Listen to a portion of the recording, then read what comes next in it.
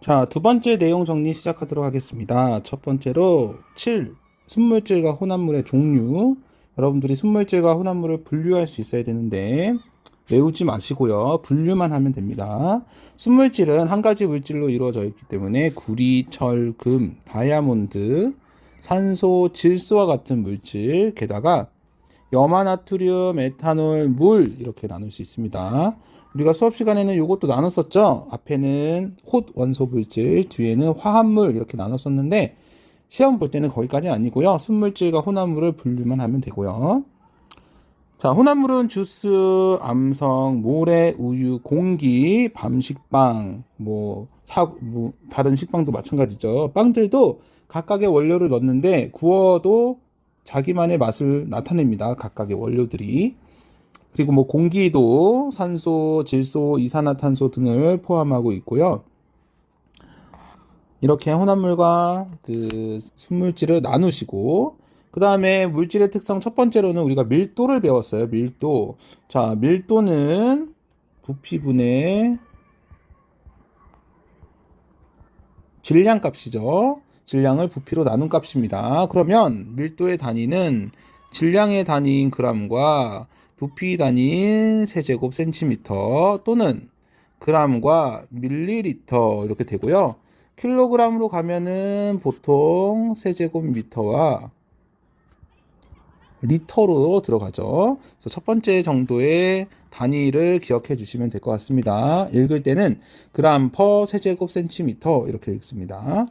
그러면 실제로 물도를 구해 볼게요. 저기 왼쪽 그래프를 보시면 부피가 나와 있고 세제곱 센티미터라는 단위, Y축에는 질량의 단위 그람이 나와 있습니다.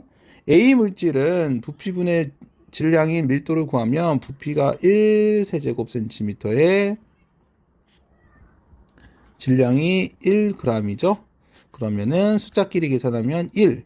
단위는 계산하지 않으니까 이렇게 그대로 놔두면 1g per 세제곱 센티미터라는 밀도.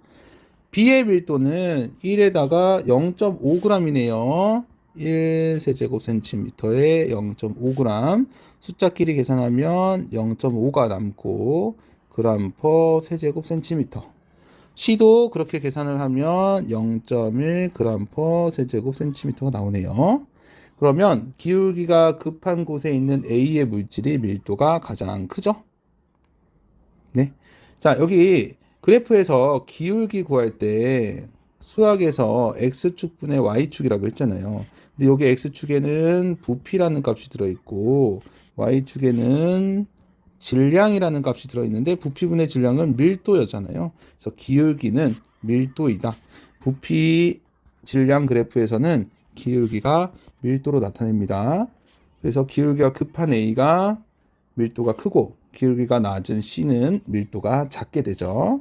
보다 복잡한 밀도를 구해보도록 합시다. 오른쪽 그래프를 보면 A라는 점은 20인데 단위가 세제곱 센티미터고요.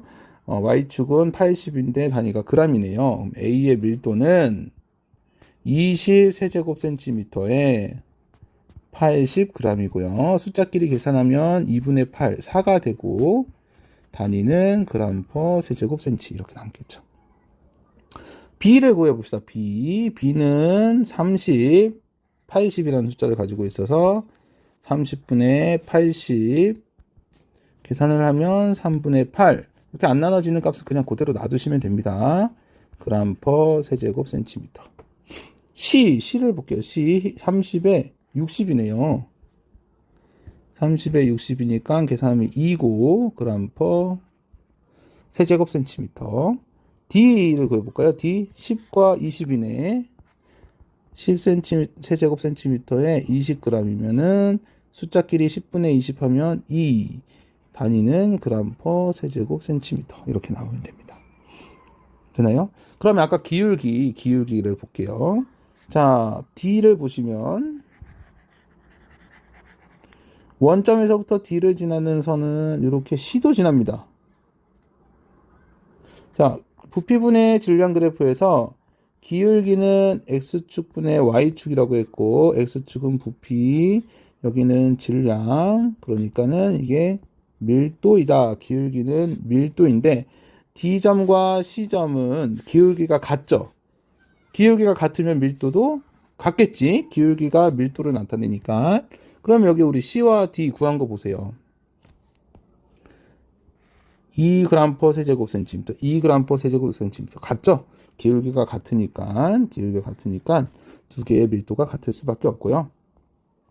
자, 그리고 C보다는 B가 더 기울기가 급하죠? 그러면은 D와 C보다는 B가 크다. 2보다는 3분의 8이 크겠죠? 자, B보다도 더 큰 거는 A점을 흐르는 직선이잖아요. 그래서 A점은 B보다 3분의 8보다 4라는 숫자가 더 큽니다. 그래서 기울기를 보면서 밀도를 측정할 수 있고요. 4번, 고체의 밀도를 측정할 때 모양이 일정하지 않는 고체의 부피를 측정하는 방법은 실린더에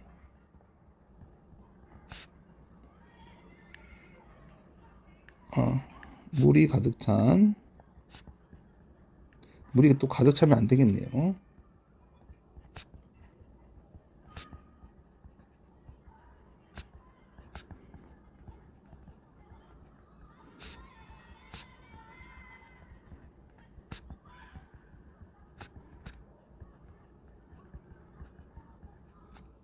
자, 물이 있는 실린더, 메스 실린더에 넣어보면 늘어난 부피가 생깁니다. 그 늘어난 부피가 고체의 부피를 말하고 있습니다. 여기 그림에서는 수평 구간이 여기 10이었는데 돌을 넣으니까는 17로 늘어났네요.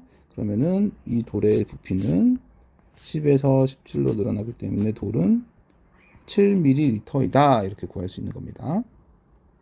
자, 5번. 밀도가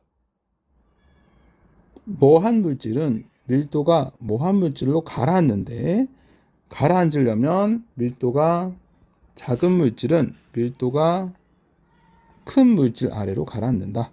이걸 말해주는 게 지금의 컵 모양의 그림입니다. 밀도가 가장 낮은 순서. 밀도가 작으면 올라간다고 했잖아요. 여기 거꾸로 적었네요. 밀도가 큰 물질은 밀도가 작은 물질 아래로 내려갑니다. 자, 밀도가 작은 순서대로 컵에 들어가 있는 물질을 적어보면 가장 위에 떠 있는 식용유, 그 다음에 플라스틱 조각, 그 다음에 포도알과 거기서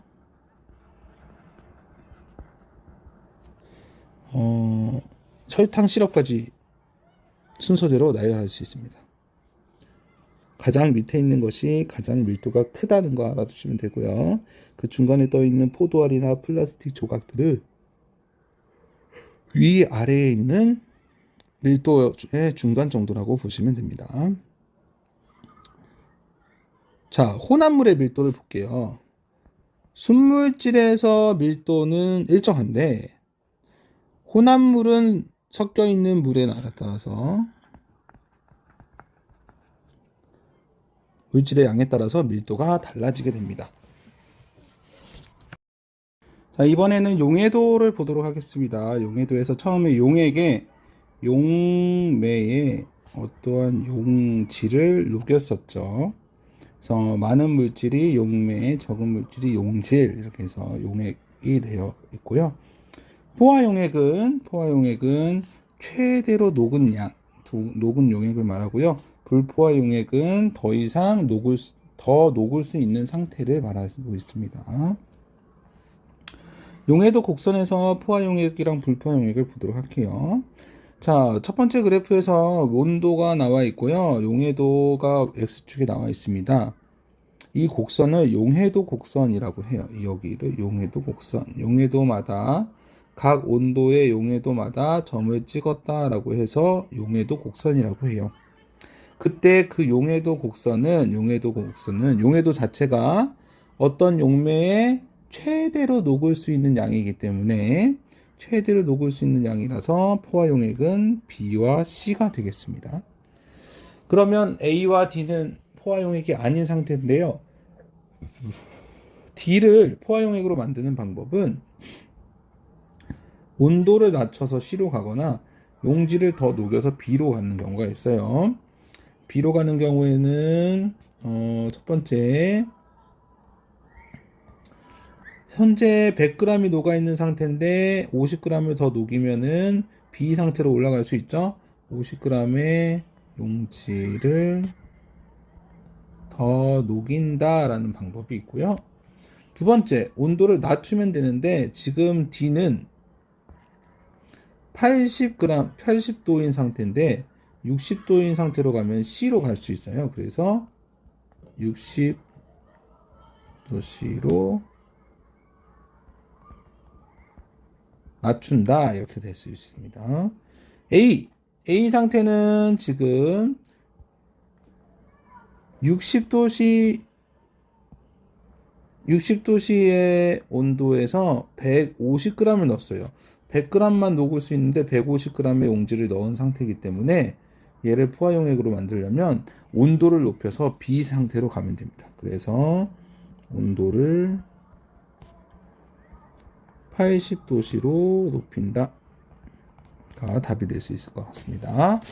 이와 같이 옆에 두 번째 그래프를 보시면 포화용액은 용해도 곡선 위에 있는 A와 C가 되겠고요. A와 C. D라는 물질을 포화용액으로 만들려면 온도를 높이면 되겠죠. 그래서 온도를 높인다. 20도씨로. 그 다음에 B는 이 상태이기 때문에 포화용액으로 가려면 C나 A로 올릴 수 있겠죠. B 상태에서 30도씨의 B 상태는 40도씨가 녹을 수 있기 때문에 20g을 더 녹이거나 온도를 10도씨 낮추면 될 것 같습니다. 20g을 더 녹이거나 온도를 10도씨 낮춘다 이렇게 적으시면 될 것 같고요. 자, 이번에는 그 용해도 곡선을 한꺼번에 여러 개를 그려놓은 게 이 그래프입니다. 세 번째 그래프. 자, 고체 물질인 경우 염화나트륨, 염화칼슘 다 고체 물질인데 그 고체 물질의 용해도는 온도에 따라서 각각 달라요. 그래서 곡선이 나타나고요. 고체 물질은 온도가 높을수록 용해도가 증가하는 경향이 있습니다. 용해도가 온도 변화의 영향을 가장 많이 받는 물질은 기울기가 가장 급한 질산칼륨. 온도 변화에 가장 적은 영향을 받는 것은 가장 기울기가 낮은 염화나트륨 이렇게 구할 수 있을 거예요. 자, 다음은 기체의 용해도입니다. 아까 위에서 한 거는 고체 물질이고요. 이번에는 기체의 용해도인데 기체가 액체에 어떻게 녹아 있냐? 기체의 용해도는 온도가 높을수록 온도가 낮을수록 압력이 높을수록 용해도가 큽니다. 그러니까 물에 기체가 온도가 낮고 압력이 높을 때 더 많이 녹을 수 있다는 뜻입니다. 기체 용해도가 높을 때에는 시험관의 기포가 적게 보입니다. 용해도가 높다는 것은 잘 녹는 거고요. 잘 녹아 있으면 우리 눈에 보이지 않게 되고요. 용해도가 낮아서 잘 녹지 않을 때는 그때 기포 형태로 우리 눈에 보이게 되는 겁니다. 물속에서. 자, 위의 말, 즉 시험관의 기포가 많이 보이는 것은 용해도가 어떠한 거다? 낮다라는 뜻이에요. 위에랑 반대죠. 용해도가 높으면 시험관에 적게 보이고 반대로 시험관에 기포가 많다는 것은 용해도가 낮다라는 뜻이에요. 또한 기체는 온도뿐만 아니라 압력의 영향을 받기 때문에 시험관에 뚜껑이 막혀 있으면 압력이 높은 상태로 유지할 수 있다는 뜻입니다. 그래서 뚜껑이 막혀 있는 시험관이 용해도가 더 클 수밖에 없어요. 자, 아래의 그림을 보시면 A, B, C, D, E, F라는 6개의 시험관이 있는데 각각 환경이 다르네요. 첫 번째는 얼음물, 상온, 높은 온도, 그리고 각 그 시험관마다 뚜껑이 열린 거 닫힌 것들이 있습니다. 이 중에서 기포가 가장 많을 것으로 생각되는 시험관은 기포가 많다는 것은 뭐죠? 용해도가 낮은 거예요. 그러면 용해도가 낮으려면 온도가 뜨거워야 되니까 50도씨의 물을 먼저 찾아야 되고 뚜껑도 열려 있어야 되기 때문에 2가 되겠습니다. 2 시험관. 왜냐하면 온도가 높고 뚜껑이 열어져서 압력이 낮기 때문이죠. 반대로 기포가 적다. 기포가 적은 것은 용해도가 크다라는 뜻이에요. 용해도가 크면 잘 녹을 수 있어서 기포가 적게 보이죠. 그때는 온도가 낮은 상태인 얼음물에서 뚜껑도 닫혀 있으니까 비시험관이 되겠죠. 그래서 온도가 낮고 뚜껑이 막혀져서 압력이 높기 때문이다. 이렇게 찾아낼 수 있습니다. 또 다른 그림으로 물어보면 여러분들이 이 안에서 온도가 낮고 온도가 압력이 높은 용해도가 높은 상태를 찾아내면 될 것 같습니다. 자, 마지막으로 녹는 점, 어는 점, 끓는 점. 순물질일 때와 혼합물일 때를 비교하시면 되는데 순물질일 때는 한 물질의 어는 점과 녹는 점이 같아요. 한 물질을 가열하거나 냉각시킬 때 물질의 상태가 변하는 구간에서 온도가 일정한 상태가 나타난다. 물질의 상태가 변할 때에 온도가 일정한 구간이 나타나게 되는 겁니다. 순물질일 때예요. 순물질일 때는 물질의 상태가 변할 때 온도가 일정한 구간이 같이 나타나고요. 그리고 물질마다 녹는 점, 어는 점, 끓는 점이 모두 다르다. 물질마다 다르대요. 물질마다 다르기 때문에 어떠한 물질을 구별할 수 있는 물질의 특성이 될 수 있어요. 자, 요 그래프에서 끓는 점이 가장 높은 물질은 온도가 가장 높은 곳에서 수평 구간이 나타나야 되기 때문에 A. 그리고 같은 물질은 물질마다 끓는 점이 다르다고 했는데 같은 물질이면 끓는 점이 동일하겠죠. 동일한 끓는 점, 수평 구간이 있는 것은 C와 D입니다. 그런데 C와 D가 그래프가 조금 다르죠. C도 수평 구간을 갖고 D도 수평 구간을 갖는데 D는 시간이 8시간 8분이나 걸렸고요. C는 4분밖에 안 걸렸어요. 이렇게 같은 물질인데 걸리는 시간이 다른 이유는 D가 C보다 양이 많기 때문에 그렇게 나타나는 겁니다. 양이 많으면 오랜 시간 동안에 끓어야겠죠? 열을 가해줘야겠죠? 그러니까는 D가 천천히 끓는 점에 도달했고 C는 양이 적기 때문에 빠르게 끓는 점에 도달했다는 겁니다. 자, 순물질과 그 다음에 혼합물을 비교를 해볼게요. 여기 그래프. 지금 혹시 이 그래프가 지금 마지막 장에 잘렸는데 그래프가 안 보이면은 꼭 이거를 기억해 주시기 바랍니다. 시험에 나왔기 때문에 이 두 가지 그래프 중에 하나가 나와 있거든요. 그러니까는 여기 유인물에 들어가 있지 않은 거일 수도 있을 것 같아요. 지금 원래 한쪽만 앞뒤로만 들었잖아요. 한 장짜리. 근데 여기 세 번째에 나눠준 거 보니까 선생님이 인쇄를 빠뜨렸을 수도 있는데 여기 보면서 공부하시기 바랍니다. 자, 기역과 니은 두 가지 그래프가 있는데요. 여기서는 혼합물은 하나, 그리고 나머지 하나는 순물질입니다. 자, 구별하는 방법은 순물질일 때 뭐가 있다? 수평 구간이 있다. 그래서 여기가 순물질. 수평 구간이 나타나지 않는 기역은 혼합물. 여기 오른쪽도 마찬가지예요. 어는 점인데요. 어는 점에서 수평 구간이 있는 기역은 순물질. 그 다음에 니은 수평 구간이 없는 것은 혼합물. 자, 물과 소금물이라고 하면은 소금물이 혼합물이고 물은 순수한 물질이죠. 그래서 요거는 물의 그래프, 이거는 소금물의 끓는 점 그래프. 자, 여기 혼합물이 여기서 수평 구간이 없는 것은 소금물이고 수평 구간이 있는 물 그래프가 될 수 있겠죠. 자, 혼합물이 왜 수평 구간이 나타나지 않는다고 했죠?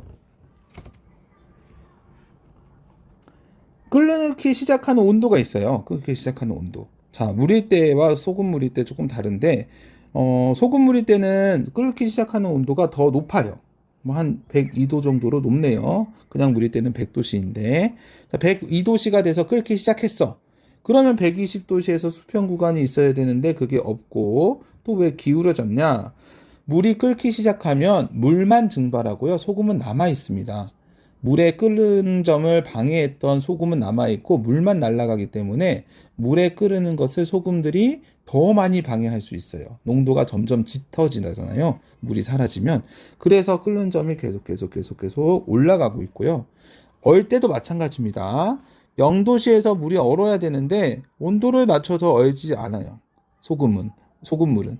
왜냐하면 소금이 또 물의 얼음을 방해하고요. 소금은 얼지 않고 물만 얼기 때문입니다. 자, 얼기 시작을 했어요. 마이너스 뭐 5도 정도 가니까 얼기 시작했어요. 그런데 물만 얼기 때문에 소금은 그대로 남아서 점점 농도가 짙어지니까 수평 구간이 나타나지 않고 농도가 점점 짙어지고 방해를 많이 받아서 더 낮은 온도로 가야지만 물이 얼 수 있어요. 그러기 위해서 그래프가 점점 낮아지는 겁니다. 이해되시죠? 자, 혼합물은 끓는 점, 어는 점, 녹는 점에 수평 구간이 나타나지 않고요. 순물질은 온도가 일정한 구간이 나타나기 때문에 그 두 가지 사실로 순물질과 혼합물을 분리할 수 있다라고 알아두시면 되겠습니다. 이상 마무리하고 열심히 공부하도록 하세요.